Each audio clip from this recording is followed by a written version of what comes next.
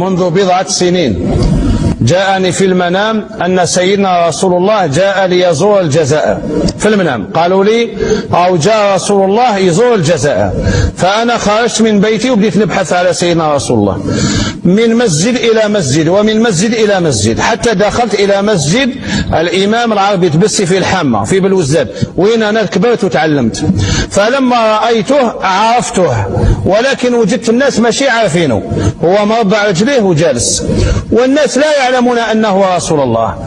جيت من أمامه وابتسمت وابتسم إلي وجلست أمامه عليه الصلاة والسلام، فقلت له يا رسول الله واش جيت تدير في الجزائر؟ من سنوات بعيدة كان في حمل الأمير عبد القادر إلى الجزائر.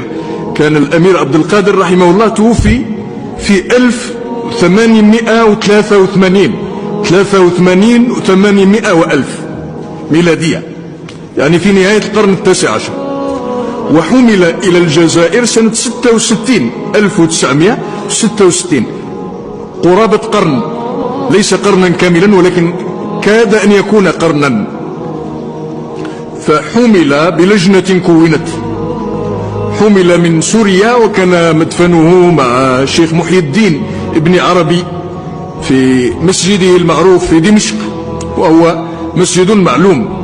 ولا يزال هيكل قبر الأمير عبد القادر ما يزال موجودا هناك. لكنهم حملوا الأمير عبد القادر، ومن المعجزة التي نخبر بها إخواننا وتدخل في إيماننا أنهم وجدوا الأمير عبد القادر بعد ما يقارب القرن كما هو، ما تغير فيه شيء. والذي شهد على ذلك مولود قاسم نايت بالقاسم الذي كان عضوا في اللجنة، وهو من الموثوقين وهو من العلماء الذين يوثق فيهم. فقال وجدناه كما هو، وهيئته كما هو، ما تغير. فلما جاءوا ايوه اتفضل. صار لي ايام اطلبك من الجزائر وما ترد. اتفضل يا اخي. ليش يعني؟ اتفضل. ولدي ردود، اضطريت يعني ان اعمل ردود على قناتك. اتفضل. وبعض الاشكالات التي شوف ما هي السنة؟ حضرتك شيعي؟ عرف لي السنة يا أخي، عرف لي السنة حتى أقول لك ما السنة وما الشيعة. هي اتباع النبي صلى الله عليه وسلم واتباع الصحابة ومن تبع الصحابة. اتباع النبي والصحابة. من أعطاك هذا التعريف للسنة؟ من أعطاك هذا التعريف للسنة؟ لا أنا ما أعرفش، اتفضل عرفني. إيه يعني لما تستنسخ النبي، لما تستنسخ تجعل منه نسخة، وتلك النسخة يلتحفها 1000 صاحب رأي ليقوم مقام الناطق عن الله تعالى كأنه نبي أو رسول. تعتبر ذلك سنة؟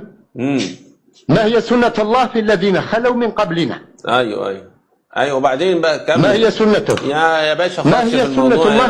سألتك يا أخي حتى نعرف ما السنة. يعني أنت حضرتك جاي ليه؟ حتى نعرف ما السنة. يا باشا أنا ما أعرفش السنة يعني إيه يا باشا. خلاص أنت بقى إيه اللي عندك السنة؟ إيه السنة؟ شوف يا مقلد، أنت تعبد الله بآراء الرجال. فقه مالك يرى مالك، يرى الشافعي، ذهب فيها أحمد، قال فيها البصري، خالفه الثوري.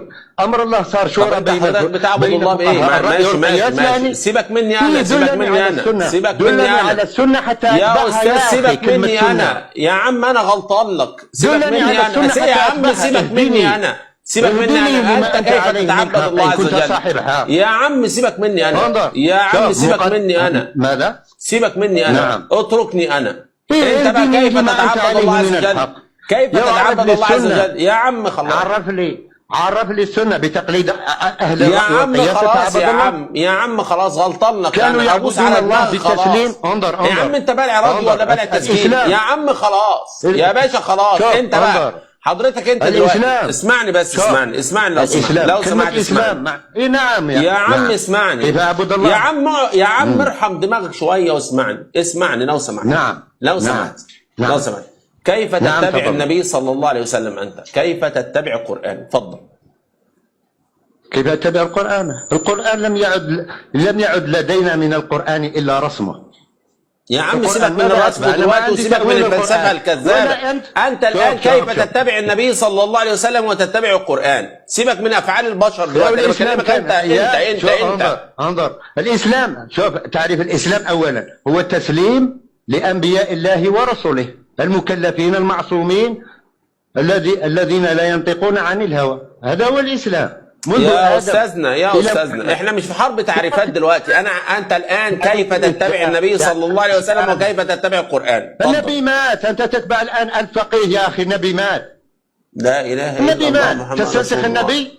انت الان استنسخت. يا عم سيبك مني انا، انت سيبك مني انا، سيبك مني انت، انا سيبك مني انا، اعتبرني مش في الحسبه، انا مش في الحسبه. احمد عن اي سنه تتحدث يا باشا، سيبك مني انا، لا اله الا الله. وكل محدثه بدعه. يا عم يا عم انت دخلتني في الدنيا كلها يا استاذ. ايه كل ضلالة انت كيف تتعبد الله عز وجل الان؟ انت كيف تتعبد الله عز وجل؟ نعم ايه، دعني افهمك تعقل يا اخي. الاسلام كان التسليم لنبي الله، فلا وربك لا يؤمنون حتى يحكموا شخص النبي. نعم حتى اعرفك. اسكت وتعلم ما معنى التسليم والاسلام. اسكت يا اخي، اسكت وتعلم ما معنى التسليم والاسلام. اقرأوا له يا اخواننا سوره. اسمع، حاول ان تسمع يا اقرأوا له سوره آية الكرسي. لو كنا نسمع او نعقل ما كنا في اصحاب السعير. يا عم انا بسألك انت يا عم، سيبك منا، احنا غلطانين ابوس دماغك. احنا غلطانين يا عم، كل افهامنا كلها غلط. انت كيف تتعبد الله عز وجل؟ احكي لي عن نفسك انت شويه. لا اله الا الله. يا عم احكي لي عن نفسك انت شويه. يا عم احكي لي عن نفسك انت شويه. احكي لي عن نفسك انت شويه. شوف النبي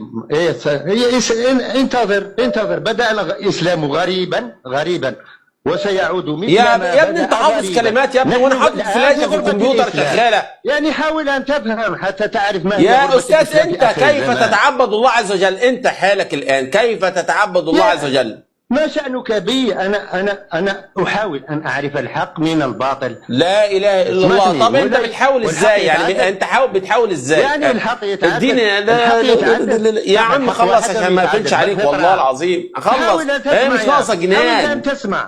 مش ناقصة جنان، أنا مش ناقصة جنان. أنت كيف تتعبد الله عز وجل؟ صلاتك خدتها إزاي؟ طب بص يا حاج، أنت راجل كبير وانا مش عايز فانت انت بتصلي ازاي؟ يعني انت اخذت الصلاه منين؟ احكام الله اخذتها منين؟ احكام الله تعالى لا تقتصر على طقوس وعبادات. يا عم برضه اتكلم يا استاذ. مثال، انا بديك مثال. الصلاه في كل امر يا اخي. انتظر يا اخي، حاول تفهم يا اخي، حاول تفهم، دعني يتحدث.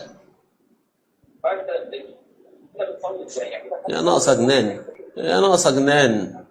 ده راكبه مليون عفريت، مش عفريت واحد. تيجي له يمين يجي لك شمال. اقول له انا غلطان يا عم في التعريفات. انت تتعبد الله عز وجل كيف؟ مفيش، عامل زي القطر بيعدي وخلاص.